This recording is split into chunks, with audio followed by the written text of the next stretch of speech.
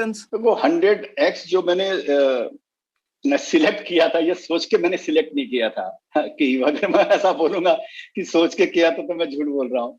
ये कभी भी सोच के नहीं किया था। मैंने सोच के खाली ये किया था कि हो सकता है ये 2 गुना हो जाए, 3 गुना हो जाए या 4 गुना हो जाए, इतना तो जरूर सोचता था। मैंने एक बात पक्की है, मैंने शेयर बाजार को कभी परसेंटेज टर्म से कभी इन्वेस्ट नहीं किया। अगर आप मेरे को बोलोगे ये शेयर ले लो और इसमें 10% रिटर्न आ जाएगा और ये आ जाएगा और 3 साल में ये हो जाएगा, 50% आ जाएगा और एफडी से ज्यादा ब्याज आएगा या रिटर्न आएगा, तो मैं वो सोच कर माइंडसेट से इन्वेस्ट नहीं करता हूँ।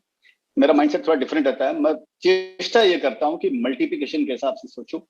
मैं ऐसा नहीं बोल रहा हूँ कि ऐसा मेरे साथ में होता है, ऐसा होता नहीं है, लेकिन 4-5 में एक स्क्रिप्ट ऐसी निकल जाती है कि जो संयोग से समझिए माने मल्टीपल रिटर्न देता है। तो उस दौरान के अंदर में वो जो 2003 जो मैं छोड़ के आया, तो भगवान ने शायद मेरे को उसका रिवॉर्ड दिया। और 2003 से लेकर 2005 के बीच में मैंने 3 शेयर लिए, जो जिसके बारे में आप बात कर रहे हो, तो लोटो एजिस लॉजिस्टिक्स और सेरा सैनिटरी वेयर, जिसने मेरे को 2014, 15, 16 तक 100 टाइम्स रिटर्न दिया। तो उस समय मैंने सोचा नहीं था कि ऐसा होगा लेकिन मेरा साथ दिया इंडिया की राइजिंग इकोनॉमी ने। और इन कंपनियों में संयोग से एक बात मेरे मन में पहले से सेट थी कि मेरे को धंधा करना है तो ऐसी कंपनियों में करना है जिसका मैनेजमेंट क्लीन हो। ये एकदम मन में शुरू से बात सेट थी।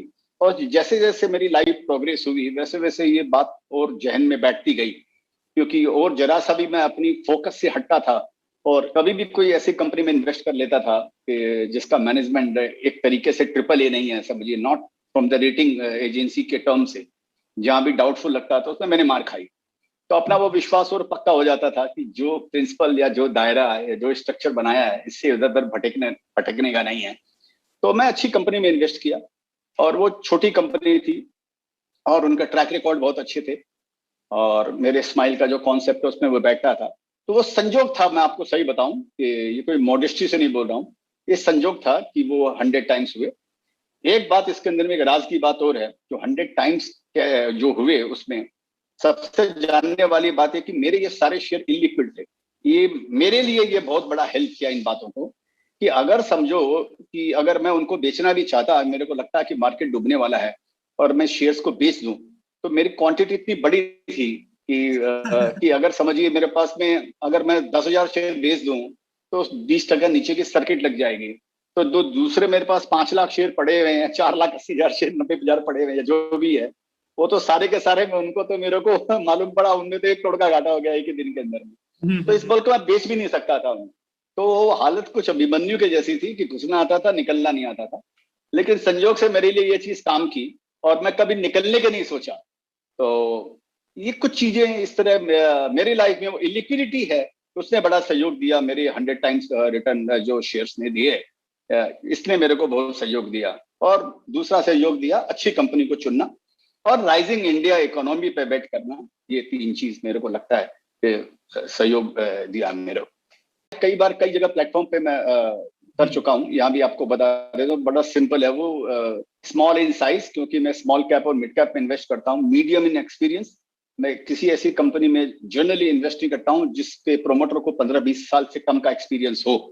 मैं उन कंपनियों में इन्वेस्ट नहीं करता हूँ, ताकि 15-20 साल में वो 3-4 बार अपनी जिंदगी में गिर चुका है और अपनी गलतियों से सबक सीख चुका है।